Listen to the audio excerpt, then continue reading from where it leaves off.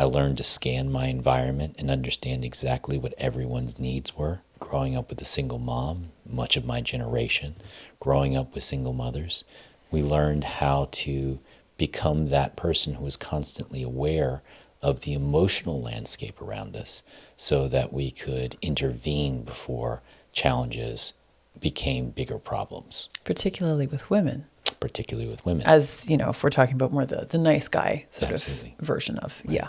And so I became hyper-attuned to the emotional landscape that was around me and felt that it was my responsibility to meet the needs of other people before they even saw them. That was a way of keeping me safe. There is a people pleaser in there that recognizes that I have value when I please other people, when I give them what they're looking for, when I give them what they want. And if they need me, they won't leave me. I won't be abandoned. If you identify as a people pleaser or you're in a relationship with one, this episode is going to challenge you. We're breaking down why people pleasing feels loving at first, but slowly erodes trust, builds resentment, and costs you your sense of self. Most importantly, we discuss how to grow out of it without becoming cold. I'm Emily Goff, a relationship coach. I've spent years exploring how we connect to grow and heal in love. And I'm Kelly Gardner, an embodied leadership coach and communications consultant. Love isn't theory, it's practice. This is Love in Practice. Let's grow this. There is an inherent dishonesty to people pleasing that can really tear apart a relationship very quietly, very slowly. It's a very slow erosion over time, but it creates a lot more issues than it appears to from the outside, because initially it's great. That person adapts.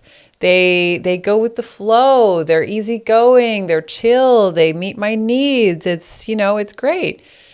And as the people pleaser, it's also very rewarding because it's almost like a dopamine hit. You please the person that you're in relationship with.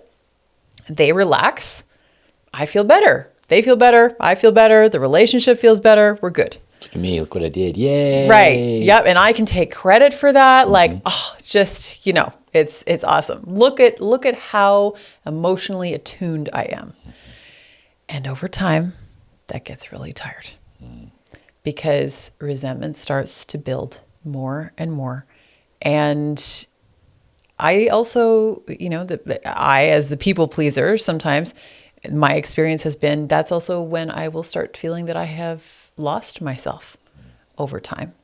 And that is a really actually kind of scary experience. It's like, how do I be emotionally available and give the way I am so naturally attuned to? It comes extremely naturally to me. It's a huge gift without losing myself. I love that one. And I want to pause on that for a second because the inevitable experience, and I don't see this come from you as frequently, but the inevitable experience of the question comes, why am I losing myself?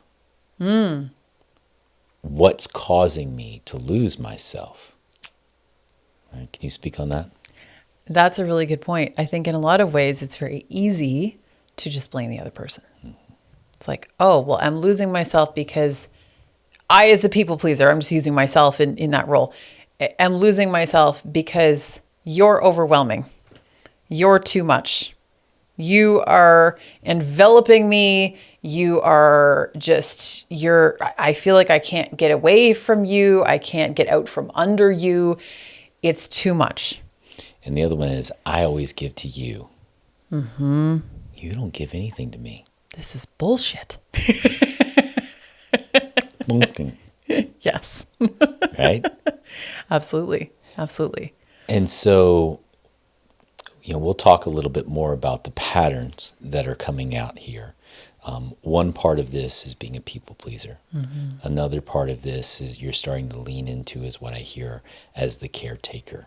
Mm-hmm. And there's also sort of the nice guy. Mm-hmm. Like, I'd love for you to speak a little bit on the nice guy. And all of this is embodying the compass direction of the south. And this is the assessment tool that we created to use with our couples that you can take for free, by the way.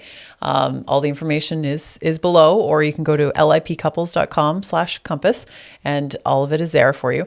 And this has been incredibly transformative, actually, in our relationship, far more so than we expected, by the way. Like when you came up with the idea and we started working together to create it, I don't think either one of us thought that it would actually transform our relationship. It was more just like a work tool.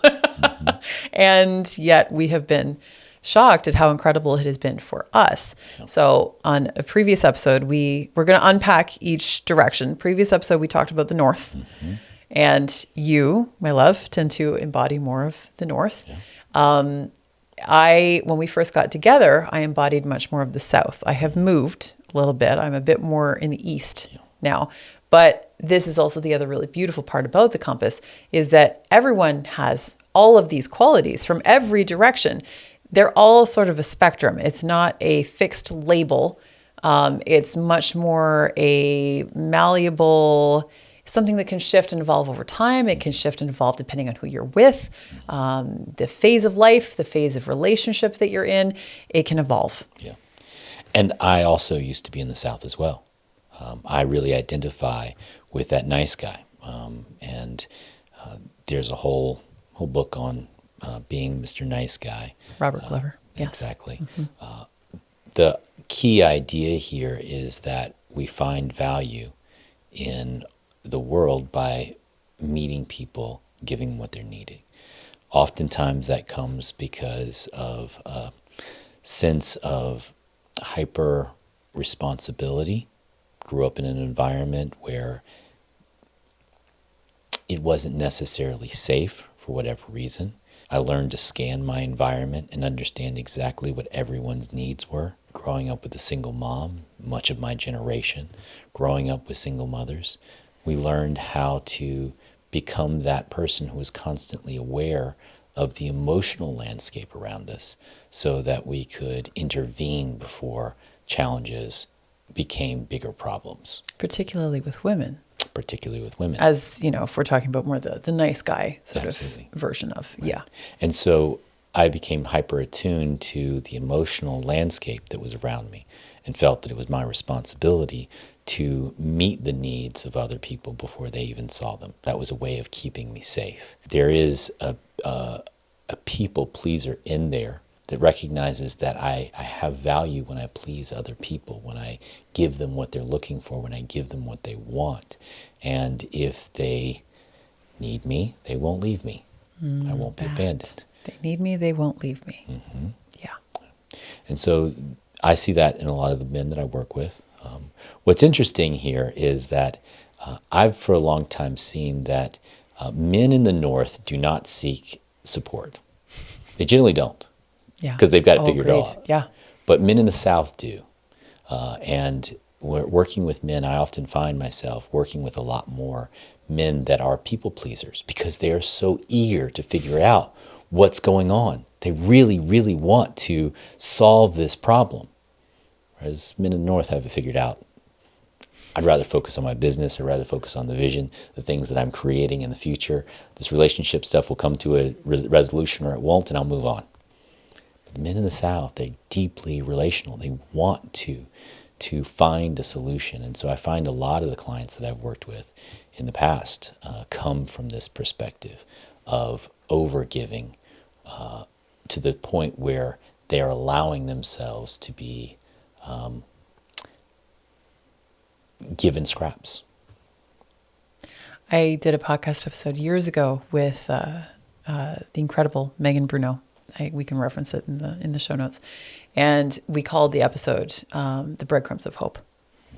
And that's often what can happen. And I have, again, also been that person where I was in relationships, one long-term one in particular, where I just kept picking up the breadcrumbs of hope, hoping that they would feed me and hoping that they would lead to the full meal when I was actually starving and wasn't getting my needs met for years. But I also wasn't really asking for my needs to be met.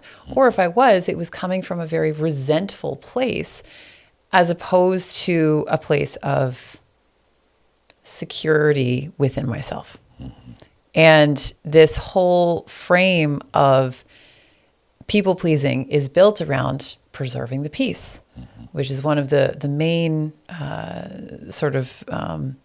spectrums that we look at in the compass, and not rocking the boat, not asking for my needs to be met, swallowing whatever it is, being the first one to lean in if there's a conflict to preserve the connection. And there's also a moral superiority to being in the South, because there have been so many times when I can look back and see where I thought I was the good one, the good partner, the good wife, the good person who was the person who was really being super relational and stepping up to the plate and taking care of everybody and doing all the things. And how can you not see that about me? And what are you doing over there? And of course, I would never actually want to say these things, because that would mean that I was no longer preserving the peace. But secretly thinking to myself, you're clearly terrible at this whole relationship thing. I know what I'm doing. I know how to get us there. Why can't you just be more adaptable like I am? Why can't you just meet me the way I so easily meet you? The visual that's almost coming to mind is like melting into a liquid that would just fill all the gaps, and just making sure that every gap was filled, and I could mold and shape myself however needed in order to fill every gap. But then I was left with nothing. Yeah.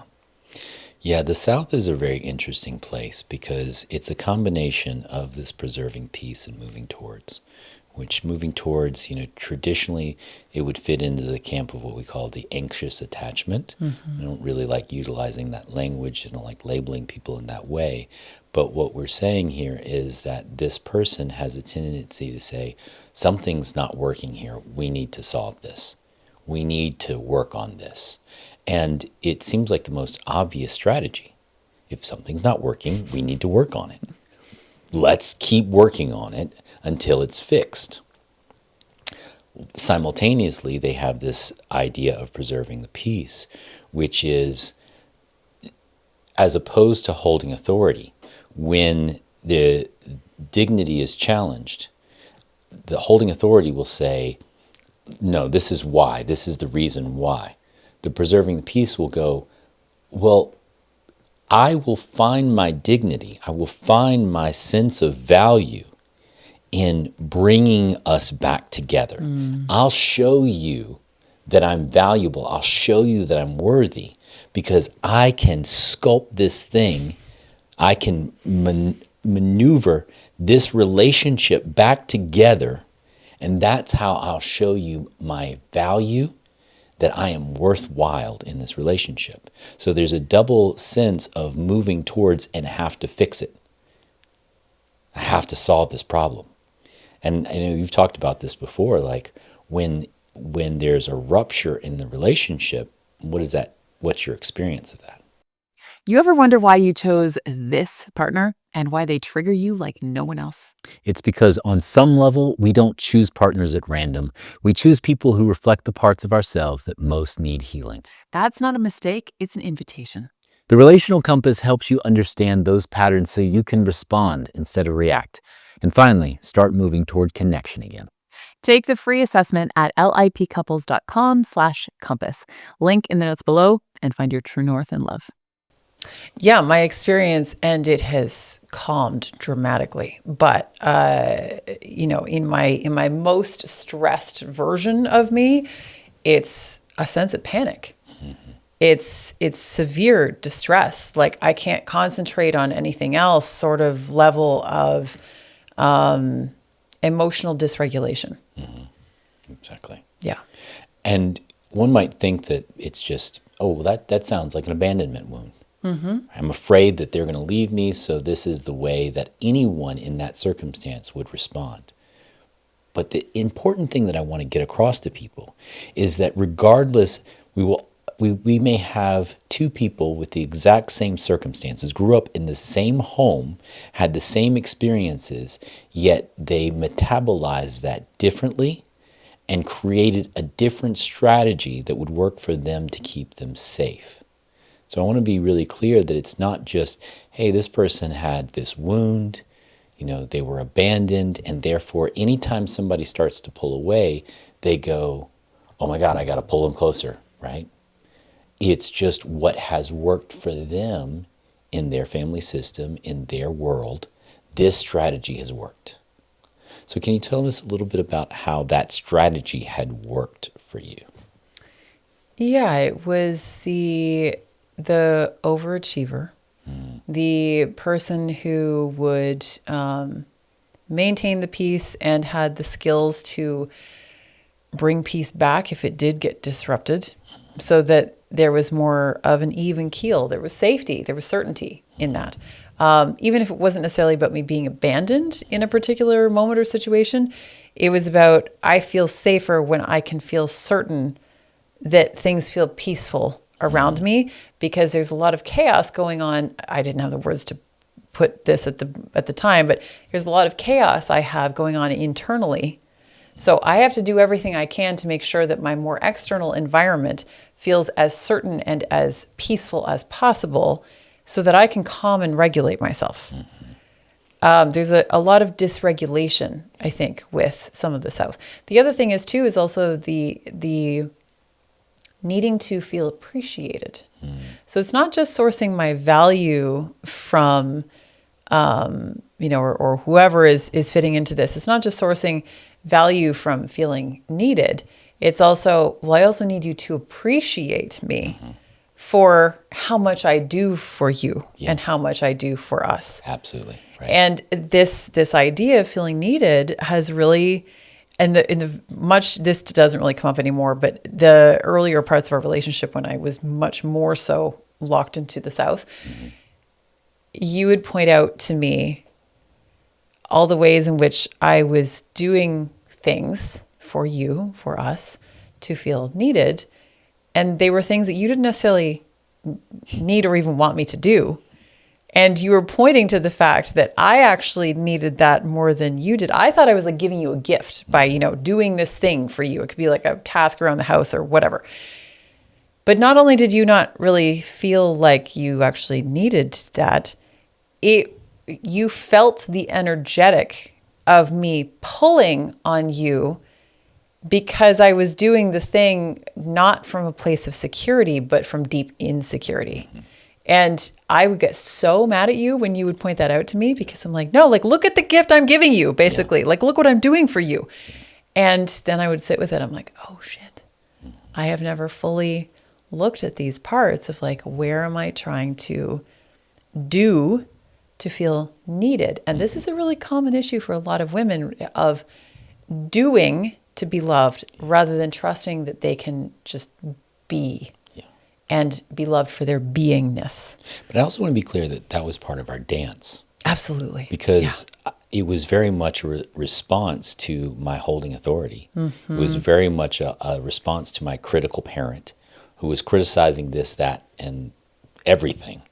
And like you embodying the critical parent kind of aspect. Yeah, me embodying that criticism as a way of holding authority felt natural to me, feels normal to me to just point out the things that aren't working.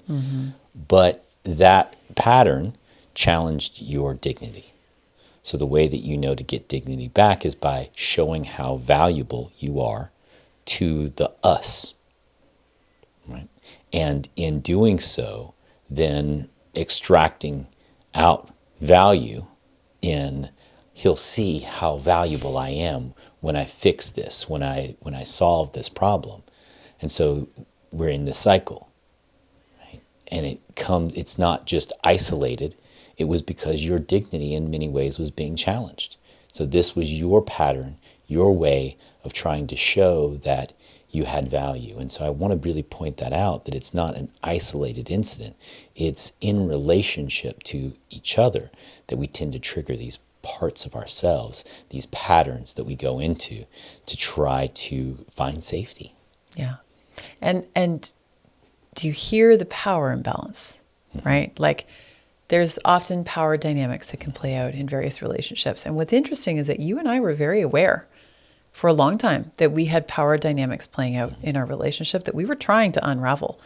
And I think in some ways it wasn't until we stopped kind of actively focusing on the power dynamics themselves and instead started focusing more on, quite frankly, some of these sort of archetypes that we were embodying and the things that weren't working within ourselves, that the power dynamics started to naturally dissolve a bit more. And look, again, there will be seasons and cycles where it comes up in new and different ways, perhaps some of the same ways. Like I'm not saying that it's just eradicated forever, but it is really interesting to see how that can come up in this dance between the different versions of the compass. This brings up something for me, which I think is really interesting in what I've seen in relational dynamics and where we get stuck often, where we get stuck in continuing the same patterns. When I used to teach acting many years ago, there's this concept, there's two ways to approach acting. There's from the inside out and from the outside in. The inside out is what's referred to as method acting.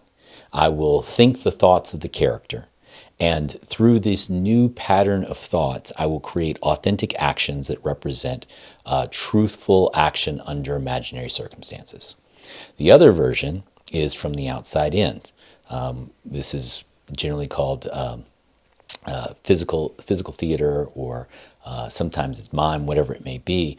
But the approach is basically, if I put my body in this certain circumstance, in this phrase, in this way of being, that I will start to experience emotions, because the body keeps the score. The body knows that emotional. If I put my mouth in a frown, I'll start to experience that. And I'll experience from the inside out or from the outside in. And so if I change my outward reflection, I will start to have different emotions. And I think that this is really what's taking place here when we look at this. So much of the work that people have been doing in therapy, in pop psychology, in getting underneath their traumas and their wounds and all of these things is like method acting. It's working from the inside out, trying to change the way that I think so that I will have different external reactions. But what happens is when I'm dysregulated, I can't change the way that I think. I'm going to go back to what is my well-worn path. And what we're really saying here is, if you can change the way you speak, change the way you engage in that pattern. Just recognize that this is a pattern and start to act in a different way. Your partner is going to have a different emotional response. And the relationship is going to start to have an emotional response. And that we don't actually have to get to all of the underlying stuff of why I do these things and how they do. Sometimes I just need to interrupt the pattern. And I think that's something important for people out there to recognize, and something that I think has really worked for us and worked for our clients is, for me, learning to stop overthinking it all and just see, there it is. How do I start to stop it? Yeah. Go ahead. I wanted to get back to something you brought up earlier, which was the moral authority piece. And can you kind of help us understand a little bit better what it means for the South to hold moral superiority, and what the experience is for them, and how that experience can play out on their partner? I think for me, it was, very unconsciously, it was a way for me to retain dignity when it felt as though it was being pulled away, to retain my sense of value when it felt as though you were not valuing me, or past partners were not valuing me. It was a way for me to make myself feel better. And there's nothing, I want to be clear, there's nothing inherently wrong with that. It's just more a matter of looking at, hey, is this serving me? And what's actually underneath this? And I think that, the way that we're talking about it too, hopefully people can see, like, if you pull up the hood on that moral superiority, there's a lot going on there. underneath it that isn't really being addressed. And your embodiment of these behaviors is not actually making you feel more truly secure. They're still just masks. It's not the fullness of who you are. It's not your essence. It's your insecurities playing out in the relationship. And that it's really painful. And I would love to hear from you too, because I want to make sure to hit lots of the sort of more male version of this as well with the nice guy. What this kind of does to the nice guy. And I'd also love to look at like truly the positives of this, because something that you actually shared about me was that very early in our relationship was my repair skills. That I have incredibly high ability to repair. And that's really beautiful. That is a tribute to how much work I have done, and obviously my education in the relational field as well. And it was also partly born out of a sense of necessity and an adaptive strategy. Yeah. What comes up for me when we talk about moral authority, I also think about power. I think about, I've often talked about 3 different forms of power: power over, power with, and power within. So typically when we think about power in the West, we think about, having power over, and when we talk about power dynamics, a lot of times we're talking about the power that I can show over another human being. This often is what we look at when we see that holding authority. Holding authority is a way of holding power over. Whether it's intentional or unintentional, that's how it's being received. Power with is that when I organize and create connection, then the people united cannot be defeated. This idea that when I create connection around shared values and shared goals, then we collectively have a greater sense of power together. And then there's that power within. There's the sense of a deep moral guidance, a compass that directs me to where I know that from my higher power, whatever you want to call it, is ingrained in me, telling me exactly what is honest, what is right, what is true. There need be no 10 commandments because I already know them in my heart. That's my power within. And I think that power within, to a degree, is that moral authority. When I look at the civil rights movement, I believe that the civil rights movement was combating power over with power within, holding this clear sense of who we are in our best version of who we need to be, with our power with. Right? How can we combat power over, power with, and power within? And that has been, historically the story of the nonviolent resistance. Power with combined with power within. It becomes problematic when that power within becomes a holding power over. My moral authority is better than your moral authority. Therefore, I'm better than you. I'm holding moral authority, but not to buoy myself, but to buoy myself above and beyond who you are. And I think that's really in the essence of where it starts to go wrong. Well, and what I will say to that is that was often in response in this relationship that was trying to combat just my overall feeling in the earlier days of still creating more security within myself anyway, but also combating the aspects of you that are very north compass based, where I felt inferior to you because you were holding the direction. You knew it all, so-called. You were holding to me a lot of the power in the relationship. And then that was how I felt I could maintain my own sense of power. Absolutely. Yeah. Again, fighting against that authority. I hold a counter power through my internal authority.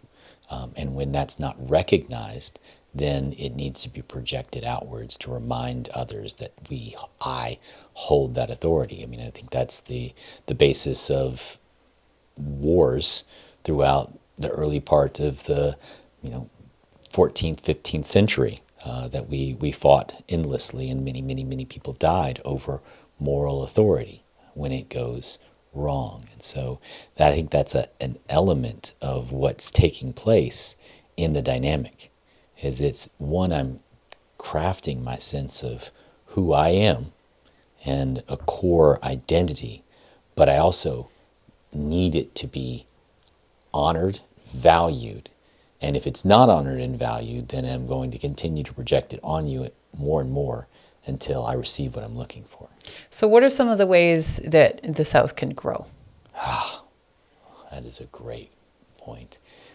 When I work with men in the South, and I'll say the work that I've done for myself, coming from the South, has a lot to do with, one, creating strong boundaries. And when I say boundaries, I don't mean doing the opposite of being relational. Right? I think that many people get that wrong. They start to create boundaries and instead create walls. A boundary is not a wall. A boundary is a permeable membrane. It's like our cells. They need to allow things to come and go. But a good functioning cell wall will decide what needs to come in and what doesn't need to come in. And so the work on creating boundaries of going, okay, I'm not going to take on this thing that you're giving me. This is my barrier. This is where I end and you begin. I don't need to take that on. I don't need to fix that. That's yours. I see that. I have compassion and love for that part of you, but it's not me, and it's not a negative reflection on me. That's one. Boundaries. The second part is the willingness to have the difficult conversations. To stand up and say, this is what I need for me. And I don't necessarily feel bad about asking for what it is that I need for me. I need this. This is what's required for me to have what I need. And if you're not willing to give it to me, that's okay. But this is the response that's going to happen if I don't get this. This is how I'm going to go about getting the thing that I need. And so, those are, I'd say, the two main pieces that really start the conversation is creating stronger boundaries and asking for the things that I need on a regular basis, and being willing to stand up in the difficulty of conversations, even when it may be a challenge to what I perceive is the relational dynamic. Mm-hmm. Yeah, in my book, actually, You Grow Me, my co-author and I write about the idea of confident detachment, where you very, very warmly, it's not about being cold at all. It's not about being detached in or unable to be attached. It's more about detaching from particular outcomes and having the conversations, putting your truth out on the table, and then letting the chips fall. And being okay with the result, even if it's hard, and trusting that you will be okay either way, ultimately. You can't necessarily trust in the sense of determining a 100% outcome that if I have a conversation with this person, that it will go the way in which I want it to go. Instead, if you can have the conversation in a sense of trust that I will be okay regardless, and that is easier said than done. But I think that it's really important to be able to recognize, your unique gifts that you, as, someone who is embodying more of the South, brings to the table, recognizing where those parts are also working against you, and being able to speak your unique truth. The unique gift of the South is attunement. Mm-hmm. Can you speak a little bit about how attunement shows up for you in relationship, where it can be a superpower and where it can be kryptonite? I mean, the very first thing that comes to mind is I can read every expression. I can read every body language, gesture, energy shift that would be imperceptible, seemingly. Now, the issue with that is I'm not necessarily correct about the story that I attach to what that means. So yes, I am reading it correctly, that I can sense that something has shifted, something is off, there's a shift in mood, any of those things. But what would often happen, and I sometimes still struggle with this, is not making it about me and not making it personal, especially if we're talking about my partner. It's like, how do I not take your mood to be about me? Like, I think we've talked before, the perfect example in our relationship is you're not really a morning person, and I am. And I used to take that so hard. I thought that you were waking up mad at me every day. And I was struggling with that because it would throw off my entire day. It was like starting my day that way. It was really unpleasant, actually. But it was more about the story I was creating around it. Once I learned to let it go and let you do you in the mornings, not only magically did you become far more pleasant with me in the mornings, the ironic karma of that one, but also it just allowed you to be you, allowed me to be me, and I didn't ruin my own day ultimately by making whatever your seemingly imperceptible shift in, you didn't make eye contact with me at the exact right moment that I thought that you should. I didn't make it mean anything but me. Yeah. I think that's interesting because my experience was like waking up like, oh shit, am I going to get this wrong again?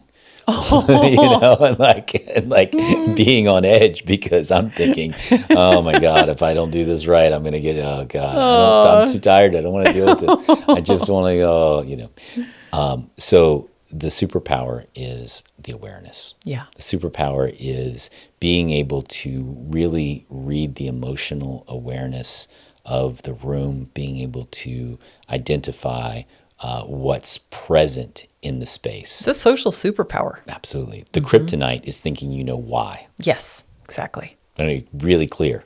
The kryptonite is thinking that you know why that emotion is present. We're not saying you're not reading the emotions correctly. We're just saying that you don't necessarily know the reason why that emotion is showing up. Absolutely. Yeah. Because part of that attunement in its negative or its self-protective mode, its adaptive mode, is, this is probably going to be about me. The adaptive self that created this superpower is going to revert to, I'm in danger. So it makes perfect sense that the story comes up is, why is this about me? What am I doing wrong? Yeah, absolutely. Yeah. So let's talk a little bit about these beautiful South people and the relationship dynamics that they tend to find themselves in. Who do they find themselves attracted to, and what ends up happening when they do? Well, honestly, I think we've already covered a lot of that. They often end up with people typically in the West or the North who are also perhaps a little bit more likely to, if not actively pull back, not nearly as likely to lean in as much as someone in the South does. And that can create a lot of strife, sort of this push-pull dynamic that I think most of us have experienced that is really unpleasant. And so many people are attracted to someone in the South because of these beautiful qualities, these relational superpowers that they possess. You feel really seen and felt when you are with someone who is in the South. You feel understood in a way that you maybe haven't ever quite felt before. These parts of you that, no one else has ever been able to really get. You feel like they've got you. And I think it can also be an experience of feeling as though you won't be abandoned. Because someone in the South, especially if they're preserving peace really strongly and stuff, you're potentially not even aware that they might have something going on underneath the surface because they're hiding it really well, again, consciously or unconsciously. And so you think things are awesome. Things can feel really smooth with someone in the South because they can be, in certain expressions of that particular archetype, really good at not rocking the boat. So it's like, go with the flow. Oh, they're so chill. They're really easygoing. Like, they're so helpful. They give to me so much. I'm not used to being the one on the receiving end of the relationship. There's not a lot about that feels bad. The downside is when you start sensing and eventually fully experiencing the growing resentment that is forming if the person in the South is in their more adaptive expressions. Yeah. The caretaker is very strong, very comforting. Can be very comforting to the exiles of the West, to that part that says, I'm the strong silent type. Nobody's ever going to accept me. Oh, I see you. I see your soft underbelly. I'm gonna rub it and make you feel okay. It's fine. Until they really wall themselves off and it becomes extremely anti-relational. But also to the North. I can fix you. I can save you. Yeah. Also to the North that has that underlying prove it. That's just waiting to not have to prove anything to anyone. I'm accepted, you know. And so in those dynamics, you know, we also see them turn, where we always start out in the positive version, you know, the thing that we're looking for, and then inevitably the South becomes that needy, desiring, constantly pulling at me, constantly needing to fix everything. Can we just let it go? Can we just let it breathe? Everything's fine. That is overwhelming, a burden, which then creates that underlying story that is so central to the South as well, that I'm a burden, I'm too much, and we're off to the races, where our adaptive selves are constantly getting into a conversation and the mature adult has left the room. Yeah. So if you think this is you, or if you think that you're in relationship with someone who might fit this, or maybe you see a past version of yourself in this, strongly advise you to go and take the compass, see what it can tell you, see what it can gift you with, so that you can shift some of this. You also might get a better idea as to who you have perhaps ended up partnered with and why some of that is. And this isn't just self-awareness that we are creating. That's sort of the initial step, but there's a lot more to this. This is just the very beginning of a journey of practicing different ways of being in relationship that will really serve you and benefit you. Absolutely. And as always, it's love, it's practice, it's love and practice. We've all been there. You say one thing, your partner hears another, and suddenly we're off to World War III. Those moments aren't about who's right. They're about what's unhealed. That's why we created the Relational Compass. It helps you see your triggers, your strengths, and how to turn conflict into connection.